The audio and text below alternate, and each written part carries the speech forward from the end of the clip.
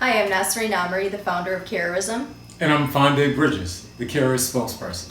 Welcome to Carrorist Conversations. This is episode 17, Hero Consciousness. Yeah. Well, so I guess one thing, like in talking about hero consciousness, and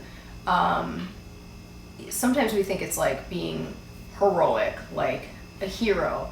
And it kind of means that, but You mean really, like in the traditional sense? yeah, Okay. like, but when I think about hero consciousness, it's really about being aware of your thoughts and your actions consciously, Okay. and choosing to see that you're on a journey, Okay. and whatever comes your way, the challenges, the life you were up into, your family members, so on and so forth, it's all part of your story, and Yeah. you're not a victim of your life or your circumstances. In fact, you use everything around you to your advantage Yes. to pursue your heart's desires. Yeah. To that end, I think when I think about hero consciousness, there is this notion, especially growing up African American in the United States, that I can at any point find a voice of a victim in relationship to so many things that are occurring every day, right? Mhm. And I love that my response heroically to all of it is that it is all here to reveal to me, really, how heroic I can be emotionally, psychologically, spiritually in the face of, I'll say, difficulty, and sometimes outright cynicism or just sinister actions. Right. And that I can really thrive heroically when I take on every single thing as either a lesson or an enhancement or a challenge. No one's staying here. Mm-hmm. We're all visitors. Right. It is a journey. Right. And whatever the experiences you have from the beginning until the end, you do have an option to face them heroically. So to your point, I think about it all the time, especially with the Carrorist mindset and how, just as an African American male, I could be upset every day. Right. I could see the world as one that is set against me, and maybe it is. Mm-hmm. However, Well, I often felt that way just being a woman. Okay. Like, it was, it can be more challenging to get jobs, or there's a lot of, expectations of what a woman should do in this life. You should maybe stay at home, raise Yeah. kids, right, so on and so forth. But I used to feel victimized. I lived in a very victim consciousness state because of that. A lot of the injustices that happen around the planet, globally for women, but also myself. Just going through a series of kind of traumatic events from being a female, and then not feeling like you have a community in which you could talk about it openly and not get attacked more or blamed. Mm-hmm. And then also, I know this sounds kind of crazy, but I was told I was beautiful from a very young age. Okay. And there's always two sides of everything, right? Sure. Yeah, and so absolutely. I actually felt victimized a lot, or I had a victim consciousness state of mind, because I got a lot of unwanted attention. And as a kid, and even as a teenager, I didn't want so much attention. I was like more of a quiet person and chill. I mean, and people hollering at you when you walk down the street, or so on and so forth. I felt kind of like it was a curse or something. It's interesting you mention this, because I just had a conversation with my ex-wife, and she had said that now that she gets to wear the mask during the pandemic, people don't see her face, and so she feels that she will not be hit on as much because they can't see it. Right. Actually, okay, wait, can I interrupt really quick to that point? Because I have a very similar feeling. It's like, it was like the first time when I went to visit my family in Iran, and I, had to cover, not my face, like my face was out, but just my hair and my body had to cover up. And so I actually thought, so from my perspective, and I, like 16, I went there and I'm like, wow, this is amazing. Like, no one's sitting on me, no one's checking me out. And I looked like a lot of the people around, there wasn't a whole lot of diverse culture there, or ethnicities, so it was like, oh wow, I just kind of fit in with the crowd. I didn't really stand out as much there. And so I absolutely loved it. Yeah, right, I felt free in a certain kind of way, except for when we were like hiking and it was super hot and I was like, can I get this headscarf off? I mean. Yeah, so victim, so many things can make you, and I think we looked up the definition. One day in the show, we should actually pull that out and talk about it a little bit, because I believe part of the definition is anything unpleasant is technically makes you a victim. A victim, right. So, I mean... And right, it's natural for us as humans to not want to go through unpleasant experiences. Right. But... Not dwelling and moving through them. Some things are just unavoidable. Yeah. Oh. And so much, yeah. And so it's just more beneficial to have a hero consciousness and to see that challenges or adversities or things that you don't like that come your way are actually aiding you to be the best version of yourself. Yeah. Yeah. And also, I think when people hear hero, they think it's about saving the day. Mm-hmm. And in essence, sure it is, but also there's this other element of really getting back up and going back towards what it is that you say that you desire, that your heart desires, right? And I keep thinking about, like, there is something placed on your heart that you are going after, and this is the path. So if there's a lion, a tiger, and a bear, and that's your heart says, well, on the other side of that, I want the golden medallion. Who knows what is going to come in relationship to? You're going to have a really awesome story about how you got that medallion. Yeah. Okay. So although I no doubt. But although this whole notion of like saving the day, because that got me thinking of like, well, although when I think of like me embodying hero consciousness for myself and what that meant, it was saving myself.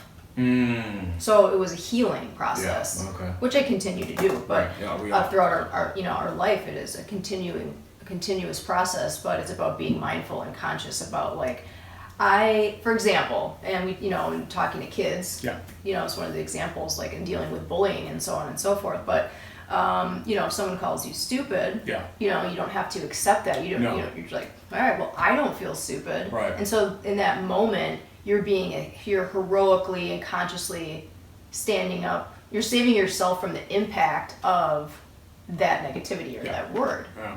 Right? So. Well, speaking of words. Yes! Shall we pick the healthy words? I see you have added more words to the healthy word jar here. The healthy word jar looks very healthy. I'm pretty excited about it. Can I pick one? Please. All right. I'm going to go with pink. I haven't seen that one in a while. I think I'm going to go with pink. Dedicated. Great. I like that. Yes.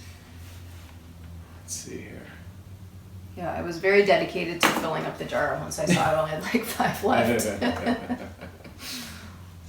And I love it. It looks like a party. Kind of festive. It matches my outfit.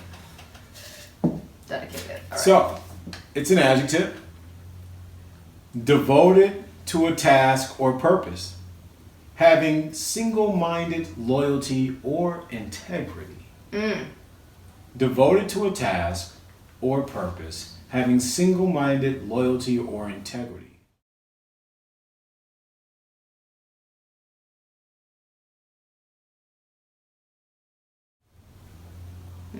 I like that.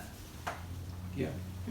There's another one here, just as of a thing. So we talked about the person, but I just think it's kind of interesting to think about a thing. It says, exclusively allocated to or intended for a particular service or purpose. So it's dedicated. So you're like, okay, that's already, those cups are already been given over to Susan. Mm-hmm. They've been granted to her. She has exclusive rights to them. So that's interesting to think about. But yeah, as a person though, I love that as an adjective. One of my favorite words. So that is a perfect transition. Okay. So the Carrorist that I chose, absolutely phenomenal human being. And I know she's one of your favorite Carrorists secretly. Is she? Yes, Queen Elizabeth II. Ah, my favorite human being. I know. I'm like, She is my favorite human of maybe of like all living time. of all time. Maybe. I mean, go on. Yeah. Love So, her. and that's why I love that the word dedicated came up because Love her. she was so dedicated to her purpose, which was put upon her and her family. She didn't know that she was going to be queen or in line to be queen.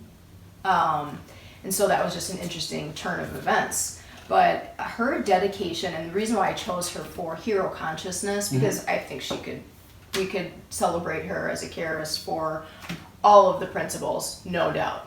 But the hero consciousness, I had watched, I read a lot about her, but I had also seen the Netflix show, The Crown. Okay, yeah. And I watched and it. it was cool because you could see some of her earlier life and, the becoming and the challenges that she went through. And what really stuck with me is how dedicated she was and remarkable at that transition and resuming the responsibilities that were put upon her. And she did it with grace. Oh, she does it with And grace. She's still, yeah.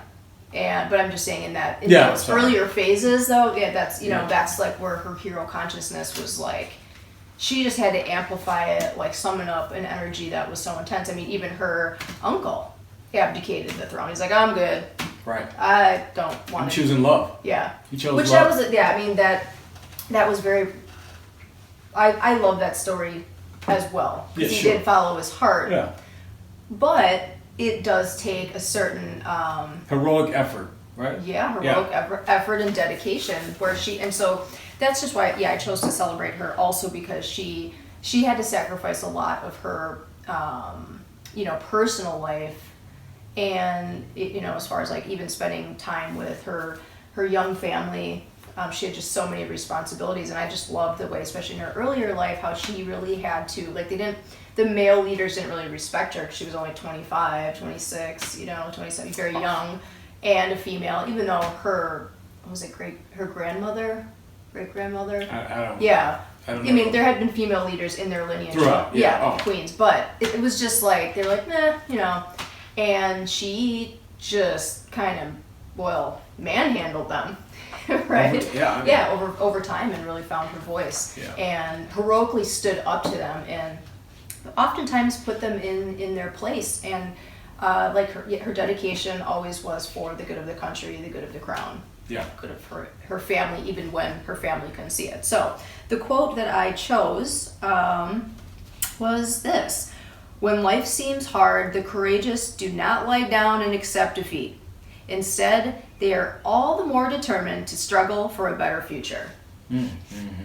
Oh, and determined was the word. I was like, I think it's dedicated. No, but it's close. I was like, was it in there? So. Excellent. Yeah. Excellent. Well, as you know, I love her. I know. I'm like, you're probably gonna say a few things. Cause I can't. I have to just bring up one point, and because I feel that it is such a testament to her character that since she assumed the crown, she has worked with so many men, global leaders, men in positions of power, men who have healthy egos, and she has moved succinctly with grace and ease and a strength that is unquestionable. I love her as a person. You know that. You knew that about I know, me. but I I talk about her all the time. So, and a couple of quick facts Yeah, about go that ahead. reminded me. Go ahead. She's the longest reigning British monarch in history. Yeah, man. The longest serving head of state in world history, and the world's oldest living monarch. So it's just like, wow, setting records, just leadership, bam. 101, man. Yeah. If you ever really want to know what it is to be granted opportunity and serve magnanimously, it is Queen Elizabeth. So I chose someone, and I struggled because I picked a quote, but my person I felt like was I felt like it's hard to find a lot of information. That's what it was. Okay. Right. A short life. No, they lived a life, a good Okay. life. Okay. But it was just like, no one took the time to really. I mean, I kept looking for obituaries, other things, whatever the case is. But I did finally get my hands on enough information to share, and the quote just kept me there because I thought it was a really cute quote about hero consciousness, and I also appreciate who this person married. So Okay. I ended up finding some facts about his wife to kind of fill in the blanks because I kind of like to have at least 6 or 7 facts. So. All right. Tell us about your Carrorist. Born in of choice. 1891, this man was a dedicated clergyman. Okay. Entered the ministry at 24, stayed a minister throughout the rest of his life, and graduated from Princeton University. He went on to focus on, there's a unique part of Christian culture around ecumenical relations. It's ultimately the effort to unite all Christians of various denominations to do a better good in the world. Kind of like interfaith, but with Christianity. I guess enter our faith. Yeah. Some kind of little, but yes, it's that all Christians would set aside their minor theological conflicts and come together so that they can start healing the world and putting an end to wars, poverty, spiritual indifference, and hostility. Okay. So that was his life was focused on that. He ended up being someone who created, like his work led to the creation of the United Churches of Christ, which it was really putting together a variety of different sects of Christianity came together to become the United Churches of Christ. In 1955, at the age of 64, he'd become the dean of the Harvard Divinity School, and he would be the first dean of that school to create a simple program. Now I think it's something common to us, but at the time he implemented religious studies. So prior to that, you couldn't take religious studies at Harvard, but he brought that into into the school, and he also created the chair for the Catholic Roman the chair for the Roman Catholic theology in the school. So he had someone that actually was connected, which is interesting again because he was a Protestant and not a Catholic. So it wasn't that he was Catholic; it was really but he was once again showing that all viewpoints of Christianity have value and can be a benefit to the Christian community and those who seek to understand religion and religious studies. Okay. So I thought that was pretty cool. He also he married a really fascinating woman, and when I started I started reading her. I started looking for quotes that she said about hero. Cause I was like, well, I don't know, maybe I need to. His wife was just remarkable. Okay. She was the first director of WAVES, which is in World War II. It's women accepting for woman accepted for volunteer emergency services in the Navy.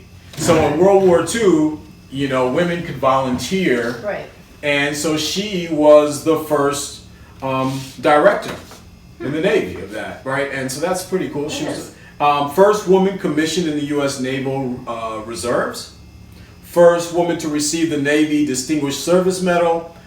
I could go on and on. She was 36 when she became the president of Wellesley College, which is an all-woman school, but still, she was 36 years old and the president of a college. There's so many firsts. Like, I was going through it, and she's the first woman to do this, and first woman. It was really great.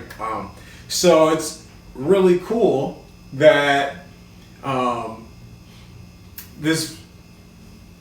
I just think I don't know. I really just thought it was super cool that he had a great wife as well, who clearly, I mean, so she outlived him. She ended up doing, impacting a lot of the world. And one of the comments they made is that at that time period, it would be challenging for most men to have such a proactive female partner. Mm-hmm. So I guess that's where my nod goes, is that he was open-minded enough to love someone who had a purpose and was driven and was ambitious, and it really was not a natural or a norm in that time period. So the quote is, "Be your own hero. It's cheaper than a movie ticket." I couldn't resist. That was his quote? His quote is, "Be your own hero. It's cheaper than a movie ticket." And his name is Douglas Horton. Okay. Douglas Horton. Be your own hero. It's cheaper than a movie ticket. And at that time, I think movie tickets were like, I don't know, 50 cents or something. Yeah. So, that's wow. Pretty impressive. Yeah, I like that. I do. I like that you celebrated him for his support, like supporting his partner. Oh, yeah. Because his stance was very heroic, like you said at the time. Yeah. Like, he must have just been so rocking out some hero conscious and self-aware that he was like, all right, you know, like his ego was very healthy in that it wasn't dominating the circumstance, and he just loved this woman and supported her. That's really cool. Yeah, remarkable guy. I like him. I like him a lot. All right, so I have to see if I can find the question of the day. I have to admit that I don't know that I brought it over here, but I do recall one from the other day, and that is, what makes Carrorism different than other positive psychology or positive thinking or motivational or inspirational movements or ideologies? Like, what is the thing that sets Carrorism apart from all these other things? Well, I definitely would say that it's about the self. It's about the self-work. It's, you know, and like, I think that's like we were talking about, like with hero consciousness, for example. Yep.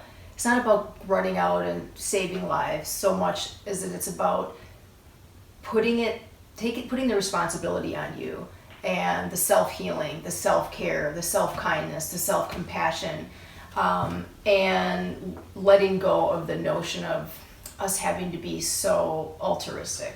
Yeah. That is what would you say?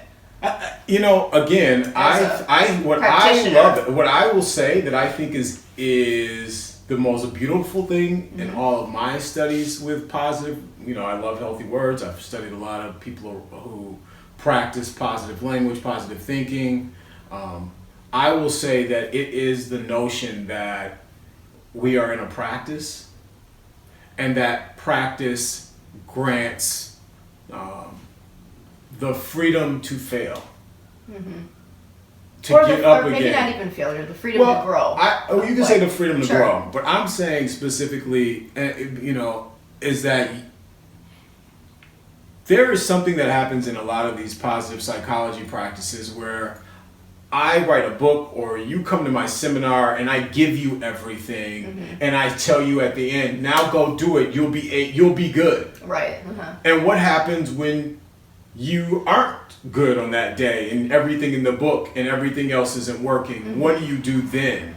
And my personal experience, I mean, if you ask me what it is, it's that I understand I'm practicing, so I am deeply forgiving of myself when I fail to accomplish my goals. And I understand that the term failure is not necessarily a healthy word, but it is an accurate assessment of not accomplishing a goal. Right, definitely. Right, and I could say when I'm unsuccessful to make it more palatable. Yeah, I think is the word.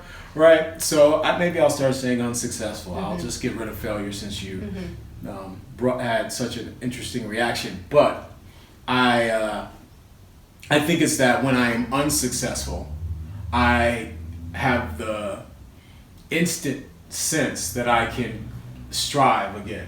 Right, because it's a practice. Because it's a practice. Right. And that's a great point, because so many people have asked me, like, or have either asked me, like, so are you always in a positive state of mind? Or people have, I really maybe don't want to say attacked, but have really highlighted when I wasn't in a positive state of mind, like excited to do that. And I'm like, great, because I like criticism. That's how I grow. Right. Exactly. And thank you for helping me acknowledge that, maybe my vibration wasn't as high as I would like it to be. I didn't reach my goal in that moment. But there is always an opportunity to summon up your hero consciousness and really, be dedicated to the practice. Yeah, and I think too, maybe just to go along with that, there are all of the principles and the positive psychology practices are focused on aiding one to get back to a positive state of mind so that they can be the best version of themselves and follow their heart. Right. Right. So it is really about a relationship, a positive, healthy relationship with the self. With the self, right. And that's why I was saying, like, it doesn't, of course, terrorize everyone around you, but it's like, goes back to the old sayings, if you care and love for yourself, you can care for other people. Yeah. And we have so many caregivers, and I spent a lot of my life actually too, like really helping people, caring for people, family, friends, so on and so forth. And I had like zero clue how to do that for myself. And I just kind of would feel depleted. And now I have a more balanced give to myself and to friends, and it's like a very healthy cycle. Yeah. Yeah. So cool. All right. Love the question. Well, like we always say, be kind to yourself and everyone else. And keep on terrorizing. Goodbye.